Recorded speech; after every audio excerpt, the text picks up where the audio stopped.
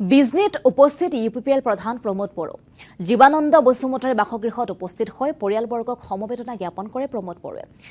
বড়োলেণ্ডৰ স্বাভাৱিক অৱস্থা লাহে লাহে বেয়া হৈ গৈছে। জীৱানন্দ বসুমতাৰীৰ হত্যাকাৰীয়ে উচিত শাস্তি পাবই লাগিব।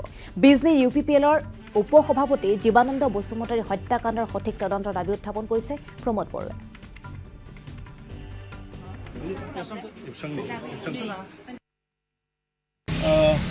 জীৱানন্দ বসুমতাৰী আৰু সকলো ৰাজু বুলি চিনি পায়। আমাৰ বহুত দীঘলীয়া এটা সময়ৰ সতীৰ্থ, সংগ্ৰামী সতীৰ্থ। তেখেতে স্পৰ্টছত বহুত বেছি ইণ্টাৰেষ্ট লৈ কাম কৰি আছিলে আৰু বিজনী জিলা স্পৰ্টছ এছ'চিয়েশ্যনৰ লগত বহুত বছৰৰ পৰা জড়িত আছে। আমাৰ ছাত্ৰ সংগঠনতো আছিলে, পিছত পাৰ্টিটো তেখেতে আছিলে।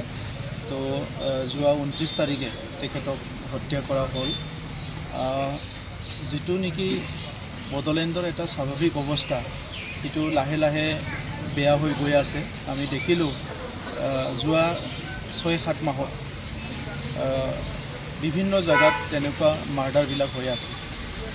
তো মই প্ৰশাসনক ক'ব বিচাৰোঁ যে যিসকলে জড়িত আছে তেখেতসকলক কঠোৰ শাস্তি দিব লাগে, যাতে অনাগত দিনত তেনেকুৱা যি হত্যা সেইটো পুনৰ কৰিবলৈ কোনো যাতে সাহস নকৰে। এটা স্বাভাৱিক অৱস্থা, এইটো